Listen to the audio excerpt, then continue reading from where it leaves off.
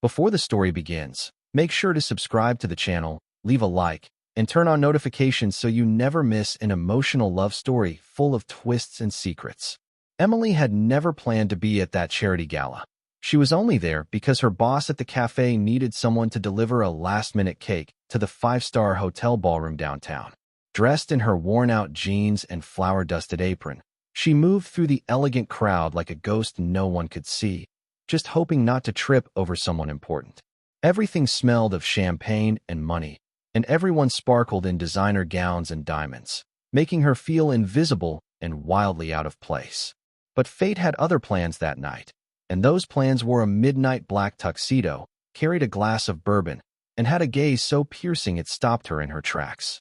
He saw her, not just noticed, but truly saw her, as if she were the only real person in the room full of glass statues and empty smiles. Their eyes locked for just a moment, and it felt like the entire ballroom faded into silence, as though time paused for them alone. She dropped her cake box, he helped her pick it up, and that brief moment sparked something neither of them could quite explain. "You don't belong here," he said, not unkindly, but with curiosity and maybe admiration. She laughed nervously, brushed flour off her arm, and replied, "I know. I'm just passing through." But neither of them realized then that passing through was just the beginning. His name was Adrian Blackwell, and even Emily, who didn't watch the news or read business magazines, had heard of the Blackwell empire: luxury hotels, private jets, tech ventures, and a fortune that stretched across continents. He was used to women who wore perfume that cost more than Emily made in a month. But there was something about the girl in sneakers and a messy bun that intrigued him more than any heiress ever had. She was honest, awkward, and utterly unimpressed by the wealth around her, which made her stand out in a sea of people desperate to impress him. When she tried to leave quietly, Adrian followed, not out of entitlement, but out of a curiosity he hadn't felt in years. "Let me walk you to the elevator," he offered, and though Emily hesitated, something in his voice felt safe, almost human. They talked as if they were in a different world, about books, childhood fears, dreams they'd given up, and ones they still held on to in secret. Emily told him about her mother's bakery, how it failed, how she worked 3 jobs to keep her younger brother in school, and Adrian listened, truly listened, as if her story mattered more than profit margins or press headlines. One conversation turned into dinner in the hotel restaurant, and dinner turned into slow dancing on the empty balcony under the stars. Neither of them meant for it to happen, but when their lips met, it felt like a promise neither of them dared to speak out loud. And when they disappeared into his penthouse suite, it wasn't lust. It was 2 lonely souls seeking warmth in a cold, glittering world. Emily woke up in silk sheets she had only ever seen in hotel commercials, blinking against the soft light that poured through massive windows overlooking the city skyline. The bed beside her was empty, but warm, and there was a note on the pillow with her name written in firm, elegant handwriting. It said, "Last night wasn't a mistake, Adrian." And though her heart fluttered, her brain reminded her that she didn't belong in his world, not even for a second. She dressed quickly, cheeks burning with the memory of his hands, his voice, his breath against her neck, trying not to hope for anything more than the silence that followed. As she reached for her hoodie on the floor, something metallic clinked softly in the pocket, and when she pulled it out, her breath caught. A heavy gold ring with a dark sapphire, intricate engravings, and the initials AB on the inside. Panic bloomed in her chest as she stared at it, wondering if she'd accidentally taken it, if he'd left it as a message, or if this was some cruel mistake that would cost her everything. She left the suite in a blur, heart pounding, eyes searching for him in the lobby, but he was nowhere to be found. She tried to return the ring at the front desk, but the woman behind the counter looked confused and told her Mr. Blackwell had already checked out for the day. The fairy tale had ended before she even knew it had begun, and all she had left was a ring and a memory.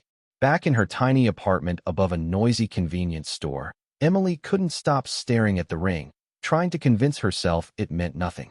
She placed it in a shoebox beneath her bed, wrapped in the same note he'd left her, telling herself she'd return it somehow, someday, though she had no idea how. Days passed, then weeks, and there was no call, no message, no sign that Adrian remembered her at all, and part of her began to believe she'd imagined the whole thing. Maybe it was just one night for him, a passing whim, a mistake he regretted by sunrise, and maybe she was foolish to think it had meant anything more. But every time she thought about his eyes, the way he'd listened, the way he'd held her like she mattered, a part of her refused to let it go. Life moved on in cruel ways. Her brother got sick, rent went up, and the bakery job cut her hours, and the fairy tale faded into something distant and painful. She told no one what had happened, not even her best friend, afraid of the judgment or the pity that might follow. She hated that a single night had changed her, left her haunted by the feeling of something unfinished. And when she missed her period 2 weeks later, the world shifted again, and this time, it would never go back. The pregnancy test glowed with 2 pink lines like the final twist in a cruel joke the universe was playing. Emily sat on the bathroom floor for nearly an hour, her knees pulled to her chest, eyes burning with fear and disbelief. She hadn't even seen Adrian since that night, hadn't spoken a word to him, hadn't even had the chance to ask him what the ring meant. She imagined what he would say if she told him, if he would believe her, if he would accuse her, or worse, not care at all. But then she pressed her palm against her flat stomach and felt something stir inside her, not physically but emotionally. A flicker of something real, something precious. She couldn't afford this baby, couldn't even afford lunch some days, but she couldn't let go either. She searched for Adrian online, of course, but billionaires were good at disappearing when they wanted to. He wasn't on social media, and all her emails to his company went unanswered. She debated every day whether to try harder or walk away completely, to forget him and focus on surviving. But every morning when she woke up nauseous and terrified, she couldn't forget. She wasn't just carrying a part of him. She was carrying a new chapter of her life. One she hadn't asked for, but couldn't walk away from. Months passed, and Emily learned to live in the in-between, between survival and hope, between fear and faith. She took extra shifts at a diner on the edge of town, cleaned houses on weekends, and ate ramen noodles to save enough for prenatal visits.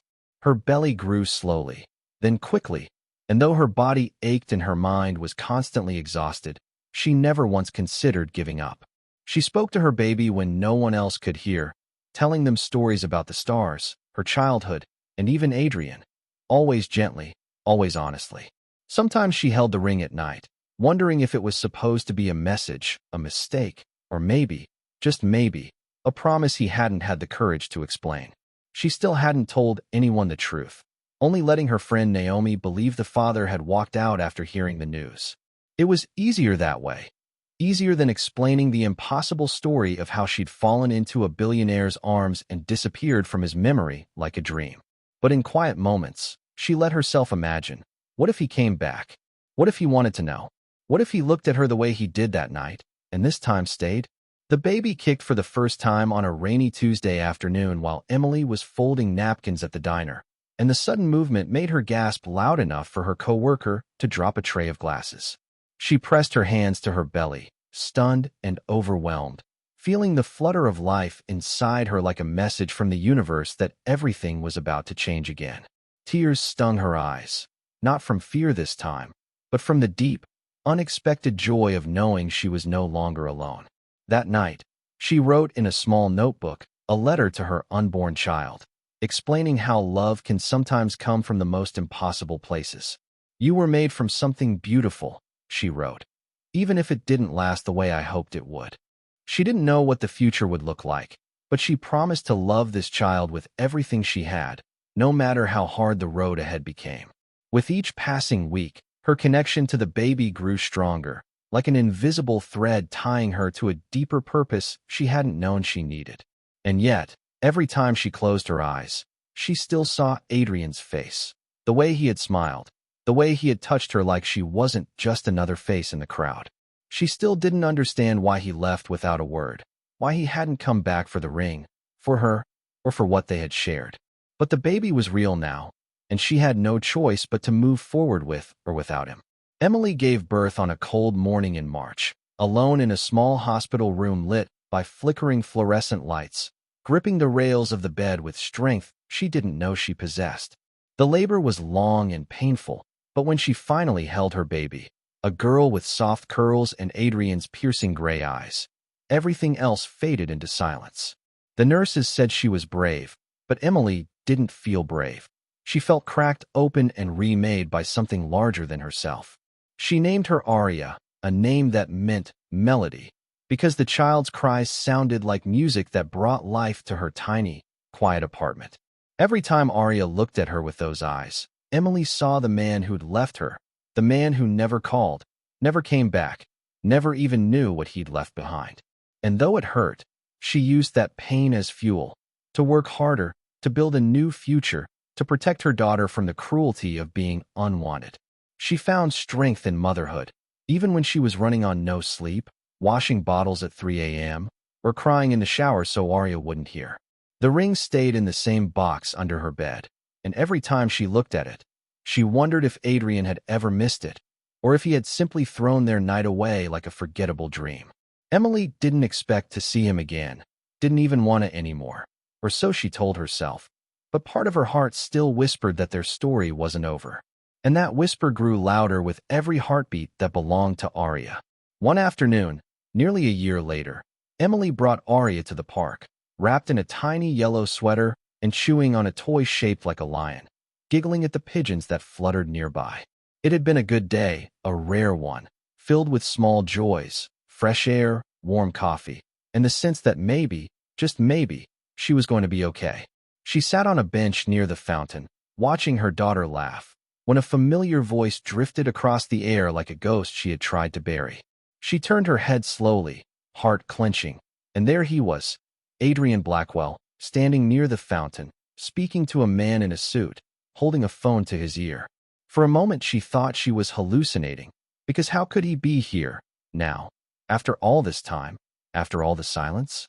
He looked exactly the same, and yet completely different, still powerful, still sharp, but with tiredness in his eyes she hadn't remembered. Emily froze, afraid to move, afraid to breathe, terrified that if she blinked, he'd vanish like a memory. She didn't know if she should run to him or disappear before he saw the child that bore his eyes and his blood. But fate once again had its own plan, because Aria, laughing loudly, threw her toy lion and it landed near his feet. He looked down, picked it up, and followed the sound of her giggles, until his eyes landed on the little girl. Then he looked up and saw Emily. Adrian's face went pale, his steps faltering as he stared at Emily, and then at the child she was holding protectively in her arms. Time collapsed between them, the space filled with unspoken questions, burning emotions, and a silence that screamed louder than words ever could. "Emily," he asked, his voice low, almost broken, as if her name itself had become sacred after being buried in silence for so long. She didn't know what to say, whether to scream, cry, or run, so she simply nodded and held Aria tighter against her chest. "Is she?" he began, but the words caught in his throat, like he already knew the answer. Emily could barely breathe, her heart pounding as she whispered, "Yes, she's yours." The world tilted as he staggered forward, eyes locked on Aria, stunned into silence, the weight of 1,000 unanswered questions crashing into his chest.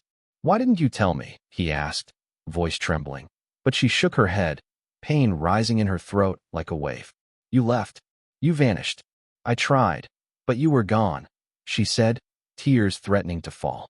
And there, in the middle of the park, with a child between them and a year of silence behind them, two people who were once strangers had no choice but to face the consequences of one unforgettable night. Adrian couldn't stop staring at the little girl with the same storm-gray eyes he saw in the mirror every day, his thoughts racing faster than he could process. Emily's words echoed in his mind, words he never expected to hear, words that shattered everything he thought he knew about that night. He reached out gently, unsure if he had the right, and when Aria took his finger in her tiny hand, his knees almost gave out from the shock of it. His entire world, the boardrooms, the business meetings, the global negotiations, meant nothing compared to that single moment of connection with his daughter. "I didn't know. I swear to you," he whispered, his voice rough with guilt and awe, eyes never leaving Aria's face. Emily watched him cautiously, her heart torn between the pain he had caused and the raw emotion that flickered in his expression. She didn't know whether to trust him or hate him, whether to give him a chance or protect Aria from the same heartbreak she had endured. "I tried to find you," she said softly, bitterness laced with vulnerability. But you vanished like I never existed. Adrian shook his head, stunned, and revealed that right after their night together, he had been rushed overseas for an emergency involving his company, followed by a scandal that wiped out all his personal communications. I never forgot you, Emily, he said, voice breaking. I thought you were the one who disappeared. They sat together on the bench for what felt like hours, neither of them fully knowing what to say, both overwhelmed by the weight of what had been lost and what might now be found. Arya babbled happily between them, blissfully unaware of the emotional storm surrounding her existence. Adrian asked question after question, how the pregnancy had gone, where Emily had lived, if Arya was healthy, if Emily had been alone the entire time. Each answer hit him like a knife, especially when he learned about the night Emily gave birth by herself in a city hospital, surrounded by strangers and no one to call. He offered to make things right, to help financially, to be part of Arya's life in any way Emily would allow. But she hesitated, the old wounds still too raw. I'm not here for your money, she said firmly. I just want what's best for her. Adrian promised he wasn't trying to buy his way in. He just needed to know his daughter, to be her father, to make up for everything he had unknowingly missed. Emily agreed to let him visit, slowly, carefully, with no promises and no expectations beyond honesty and presence. The first step was small. He would meet them at the park again the next day, bringing lunch and a soft toy giraffe. And as he walked away that evening, glancing back over his shoulder with a look of something between hope and sorrow, Emily realized her heart wasn't as closed as she had thought. Over the next few weeks, Adrian showed up every single day, never late, never making excuses, always bringing something thoughtful, a book, a snack, or just a quiet presence that helped Arya smile brighter. Emily watched with guarded eyes as Arya began to recognize him, reaching for him with sticky fingers and giggling whenever he made silly faces. Adrian, the man who once ruled boardrooms with ice in his veins, now knelt in the dirt to build sandcastles and clapped with joy when his daughter said, "Dada," for the first time. It was too fast, too much, and yet Emily couldn't deny that something real was growing between them, a fragile trust, built on late-night conversations and shared memories of their brief night together. He never pushed her, never demanded more than she was willing to give, and that patience made her chest ache in a way that scared her. Sometimes she found herself smiling at him without meaning to, or catching his gaze and forgetting to look away. One afternoon, as Arya napped in her stroller, Adrian asked if he could take them both to his private estate outside the city, just for a day, to breathe cleaner air and let Arya see more than gray buildings. Emily hesitated, her instincts screaming to protect her daughter, but something in Adrian's eyes told her he was trying to earn, not take, her trust. One day, she said quietly, but I'm watching everything. And he smiled, not offended, but grateful, because she was finally letting him in. The Blackwell estate was something out of a fairy tale, with wide open fields, a glass greenhouse filled with orchids, and a peaceful lake that shimmered in the sunlight. Arya ran barefoot through the grass while Emily stood on the porch, overwhelmed by the contrast between her life and his. Adrian joined her with 2 cups of lemonade, standing close but not too close, respecting her space while silently inviting her to bridge the distance. This was my mother's favorite place, he said, voice soft. She always said love grows best where roots run deep. Emily turned to him, surprised by the vulnerability in his words, and realized she knew almost nothing about his past. He told her about losing his parents young, about being raised by cold relatives who only cared about wealth, about why he had built empires, to control what had once broken him. She saw the cracks behind the perfection, the boy behind the billionaire, and something in her heart softened despite herself. When Arya ran to him with a flower crown and insisted he wear it, Adrian did so without hesitation, looking utterly ridiculous and completely happy. Emily laughed for the first time in months, real and unfiltered, and he turned toward her like her laughter was a melody he hadn't heard in years. That night, as the stars blinked above and Arya slept peacefully in a guest room, Adrian asked her, "What would it take for you to believe I'm here to stay?" Emily didn't answer, but her silence wasn't a no. As the days turned into weeks, the 3 of them began to feel like something close to a family, messy, imperfect, but held together by love that neither Emily nor Adrian had expected. Adrian bought Arya a bookshelf and filled it with bedtime stories, showing up each night to read to her even if he had to fly in from another city just to do it. Emily, still cautious, allowed herself to be part of the picture slowly, sitting on the edge of the couch while he read, sipping tea, and watching the way he looked at their daughter like she was the sun itself. One night, he fell asleep in the rocking chair with Arya in his arms, and when Emily walked in to find them like that, something cracked open inside her. Something old, something wounded, something ready to heal. She still had nightmares about being abandoned, about waking up alone in a suite with only a note and a ring, but those fears were slowly being replaced by new memories, softer ones. Adrian never asked for more than she could give, but the way he looked at her made it impossible to ignore the weight of everything unsaid between them. "Do you ever regret that night?" she asked him one evening when Arya was already asleep, her voice barely above a whisper. Adrian turned to her slowly, his eyes filled with something raw and honest, and said, "I regret every day I missed after it, but never the night itself." Emily didn't speak, but her hand moved instinctively, finding his, and neither of them let go. Emily had grown used to holding people at a distance, to building walls around her heart so no one could break it again, but Adrian's steady presence was chipping away at the armor she'd worn for so long. Every day he arrived with patience in his eyes, never rushing her, never forcing a single moment, just proving with action after action that he wasn't going anywhere this time. He cooked dinner for them on Thursdays, helped bathe Arya on Sundays, and memorized every detail of their daily routines as if it were his most important business contract.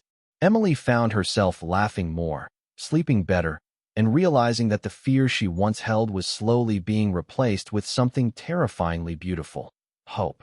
One night, she watched him brush Arya's hair gently while telling her a silly story about a lion who wore pajamas, and something inside her said, "This is what family is supposed to feel like." Still, doubts haunted her like ghosts in the corners of her mind. Could a billionaire ever truly want a simple woman like her, without resentment or regret? Adrian seemed to sense her hesitation, because instead of trying to convince her with grand gestures, he showed her through the quiet moments, picking up groceries, holding her hand during Arya's vaccinations, sitting beside her when she cried without asking why. It wasn't a fairy tale, but it was real, and sometimes that was more powerful than fiction. When he kissed her forehead one night and whispered, "I'm not leaving again," she believed him for the first time. But Emily knew better than to think life would stay perfect for long. News of Adrian's mysterious appearances in a quiet neighborhood eventually leaked to the press, and within days, rumors exploded across tabloids and social media, calling her everything from a secret mistress to a gold digger with a hidden agenda. Paparazzi camped outside Emily's apartment, snapping photos of her and Arya during grocery runs, and reporters knocked on doors asking neighbors invasive questions. Emily, overwhelmed and terrified for her daughter's safety, demanded answers from Adrian, who immediately took action by hiring private security and moving them into a protected residence.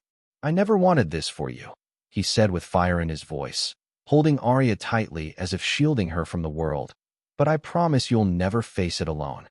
Emily knew this life came with a cost, and she began questioning whether she and Arya could truly belong in Adrian's world without being swallowed by it. He offered her choices, not ultimatums, and promised that she would never be forced to stay, but also that she'd always have a place with him, no matter what she decided. They talked long into the night, weighing privacy against future dreams, and Emily saw just how far Adrian was willing to go to protect the life he was building with them.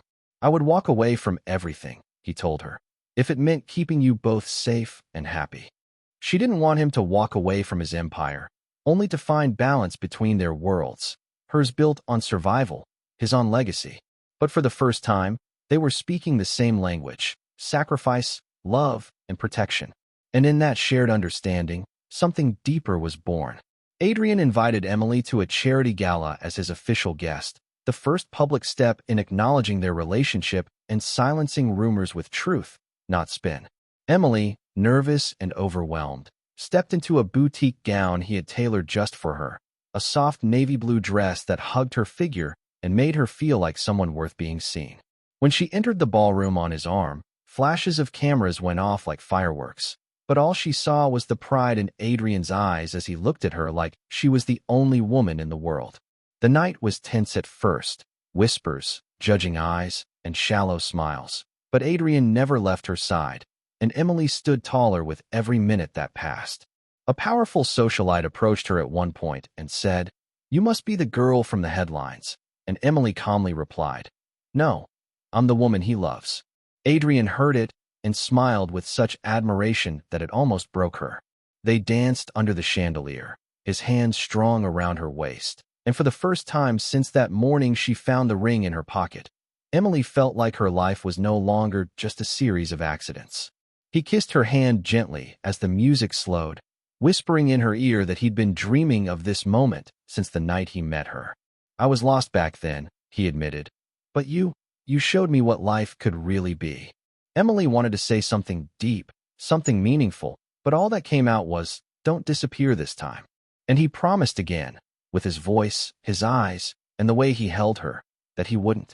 Back home after the gala, as Arya slept in her crib, Emily and Adrian sat on the floor of the nursery, exhausted but filled with the quiet joy of having made it through something they never imagined surviving. Adrian told her he was preparing something big, not as a test, but as a declaration of everything he'd been too afraid to say out loud.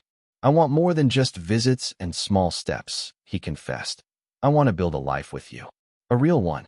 As a family." Emily's heart pounded at the weight of those words, her fear and longing crashing together like waves, leaving her unsure of how to stand. "I'm not perfect," she whispered, "and I'm scared. Every day." Adrian reached for her hand, steady and warm, and replied, "So am I. But that's what makes it worth it." He spoke of building a home, not a mansion, not a palace, but a place with laughter in the walls and drawings on the fridge, where Arya could grow up knowing what real love looks like. He wasn't asking her to be someone she wasn't. He was asking to be with her, as she was, forever. Emily didn't answer right away, but she didn't pull her hand away either. And sometimes, in the quiet, that's the beginning of saying yes. The next morning, Adrian surprised her with a letter, just like the one she'd found all those months ago, but this time handwritten on beautiful parchment sealed with his initials. Inside was no apology, no explanation, just a promise. He wrote that he loved her not in grand gestures, but in everyday things, in diapers changed, in pancakes made, in lullabies hummed off key. He promised to never disappear again, to show up on hard days, and to always choose her, even when life got messy and real. As Emily read it, tears fell silently, because no one had ever written her a letter like this, not even in her dreams. At the bottom of the page was a small drawing of a ring, with the words, "This time, I hope you'll keep it for real." She looked up to find him kneeling, not with a diamond, but with the same ring she'd once found in her pocket, cleaned and resized to fit perfectly. "It was never supposed to be a goodbye," he said softly. "It was supposed to be a beginning." Emily's heart thudded painfully, beautifully, loudly, and she didn't answer with words. She leaned in, kissed him deeply, and whispered, "Let's start again." And outside the window, the morning sun bathed their small family in golden light, because sometimes love does come full circle. Enjoying these powerful, emotional billionaire love stories? Don't forget to like this video, subscribe to the channel, and leave a comment if you believe in second chances and unexpected love. Emily woke up the next morning in Adrian's arms, the ring still on her finger, her heart still trying to believe that this was all real after so much time living in uncertainty. Arya's laughter filled the hallway as she played with a new stuffed dog Adrian had brought home the night before, and for the first time, it felt like life had a rhythm again. They had gone from strangers to co-parents to something that neither of them dared label too quickly, but it was real, steady, and grounded in truth. Emily knew there would still be challenges ahead, but that morning she allowed herself to breathe in peace, to feel like maybe she no longer had to protect herself at every moment.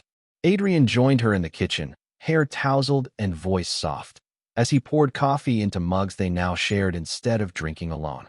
"Do you think we're ready for this?" he asked, not demanding a yes, but inviting honesty, even if it hurt. Emily nodded slowly, touching his hand across the counter, and said, "No one's ever ready, but that doesn't mean it's not worth trying.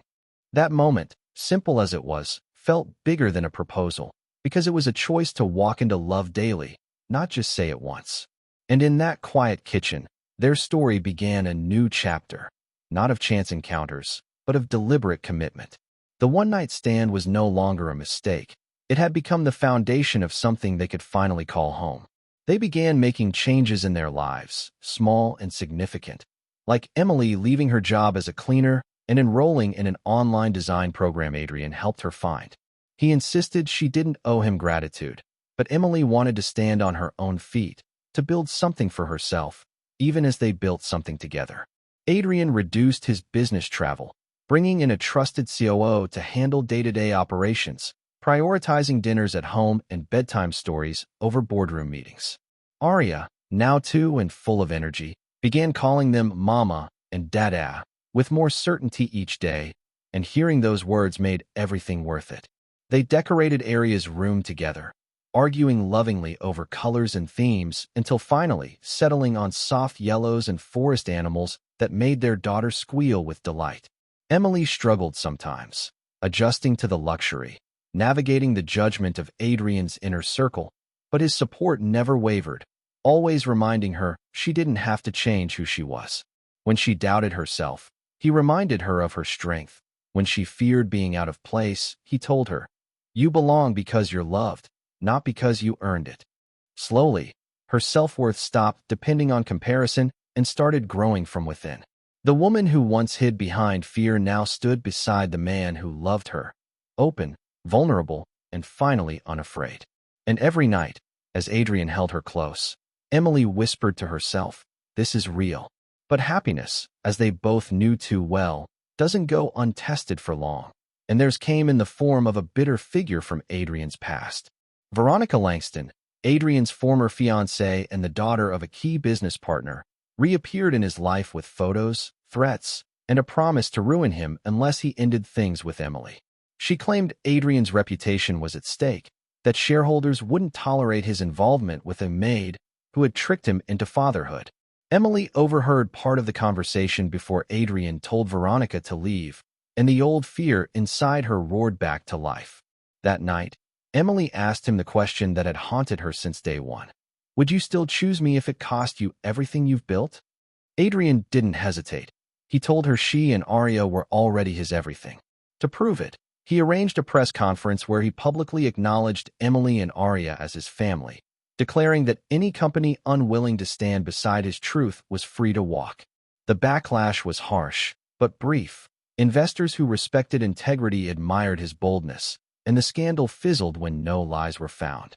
Veronica, realizing she had no real power over him anymore, vanished from headlines as quickly as she'd returned. Emily watched all of it unfold and knew then that Adrian's love wasn't convenient. It was costly, and he paid for it gladly. As the dust settled, Emily proposed they take a trip, not for business, not to impress anyone, but to just be a family without pressure or cameras. They flew to a quiet coastal town where cell signals were weak but sunsets were strong, and the only thing that mattered was each other. Arya collected seashells while Adrian taught her to skip stones, and Emily sat on the porch each night watching the two loves of her life build sandcastles and memories. They cooked simple meals, played board games by lantern light, and fell asleep tangled in blankets and quiet joy. For 2 weeks, there were no billionaires, no maids, no past scandals, just a man, a woman, and their daughter learning to be a family by doing ordinary things extraordinarily well. One night on the beach, Adrian gave Emily a second ring, not a replacement, but a symbol of renewal, engraved with the words, "I found you twice. The first time I didn't know what I had," he said, "but this time I won't waste it." Emily cried, not because she doubted him anymore, but because her heart finally had a place to rest. They didn't set a wedding date, didn't rush into plans, because they knew the bond they had didn't need paperwork to be real. And in the silence between crashing waves, they found peace, not in escape, but in togetherness. Because love, when it's true, feels like coming home. Back in the city, Emily launched her small design studio from home, with Adrian's encouragement but her own talent guiding the way, and orders began pouring in from unexpected places.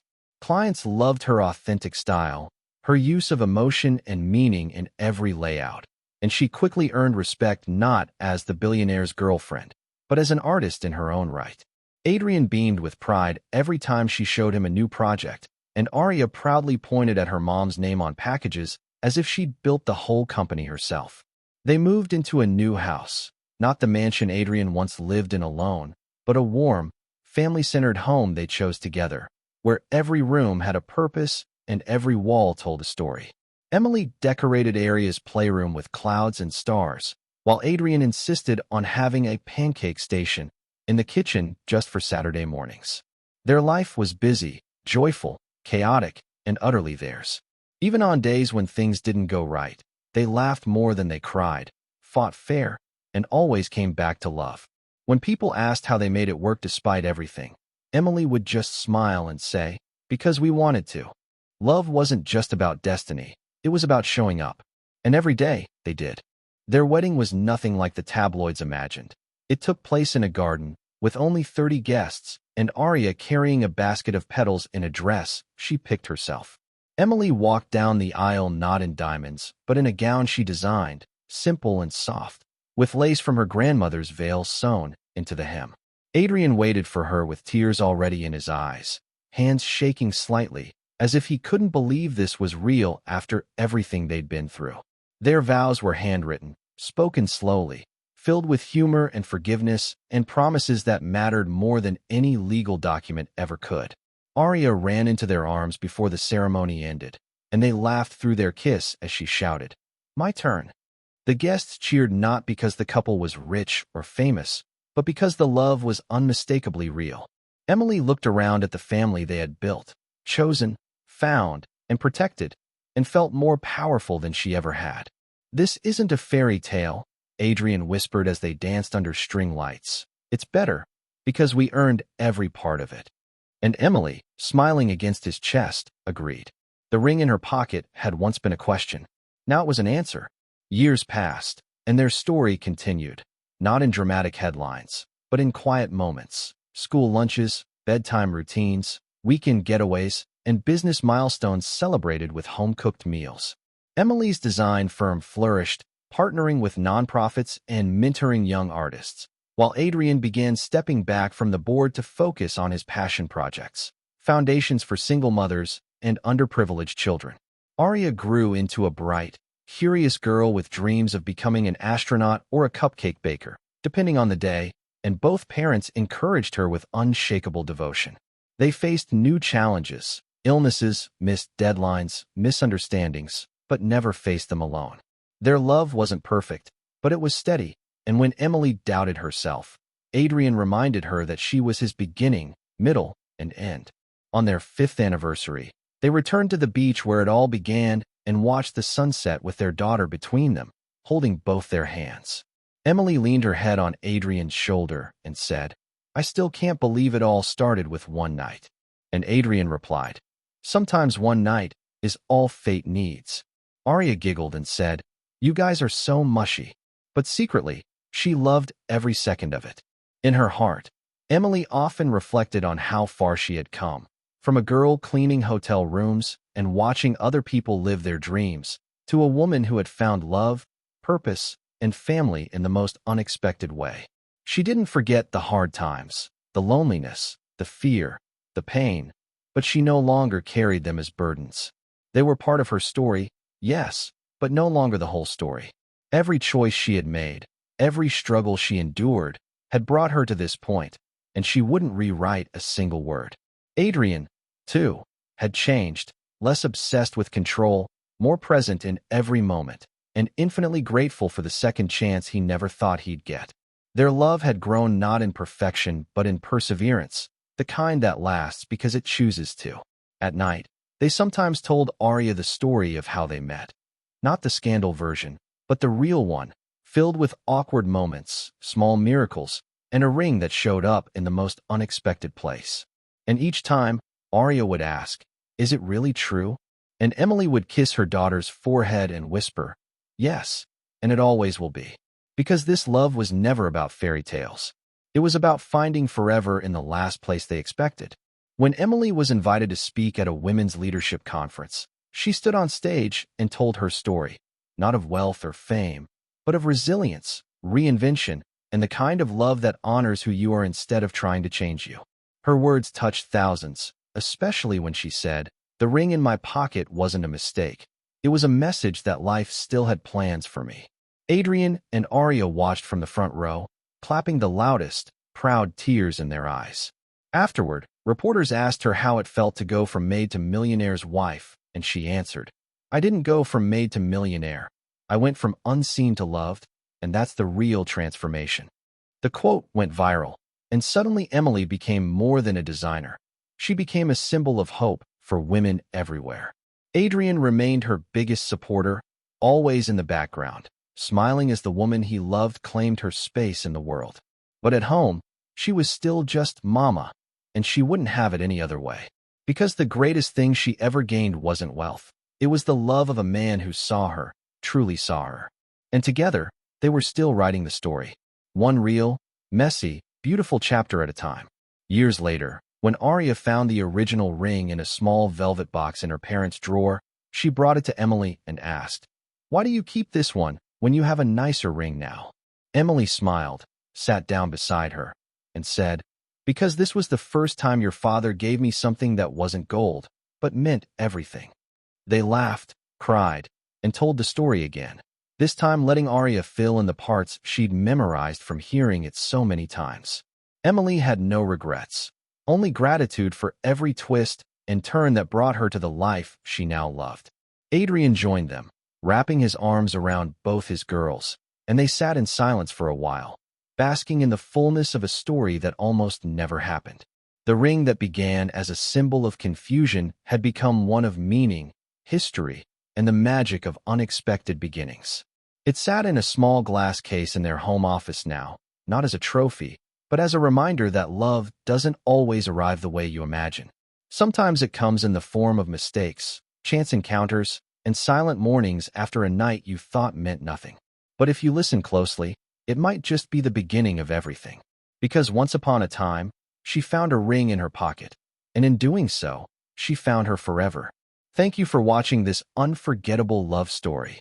If you believe in second chances, unexpected love, and real transformation, don't forget to like, subscribe, and share this video with someone who needs a little hope today.